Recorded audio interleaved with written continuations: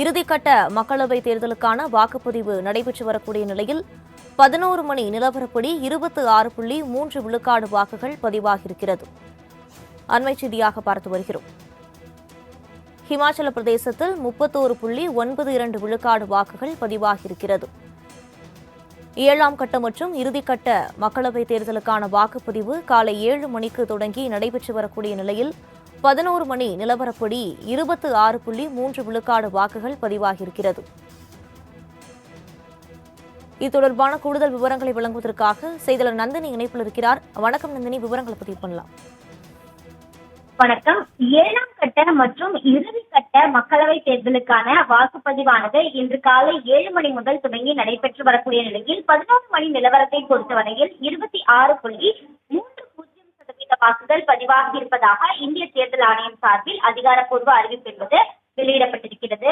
குறிப்பாக பஞ்சாபில் 23.91%, உத்தரப்பிரதேசத்தில் 28.02% வாக்குகள் பதிவாகி இருப்பதாக தெரிவிக்கப்பட்டிருக்கிறது. அதே போன்று மேற்கு வங்கத்தை பொறுத்தவரையில் 28.10% வாக்குகள் பதிவாகி இருப்பதாக இந்திய தேர்தல் ஆணையம் சார்பில் அறிவிப்பு வெளியிடப்பட்டிருக்கிறது. பீகாரில் 24.25% வாக்குகள் பதிவாகி இருப்பதாகவும் தெரிவிக்கப்பட்டிருக்கிறது. அதே போன்று சண்டிகர் மாநிலத்தை பொறுத்தவரையில் பார்த்தோம் என்றால் 25.03% வாக்குகள் பதிவாகி இருப்பதாகவும், இமாச்சல பிரதேசத்தில் 31.92% வாக்குகள் பதிவாகி இருப்பதாகவும் இந்திய தேர்தல் ஆணையம் அறிவித்துள்ளது.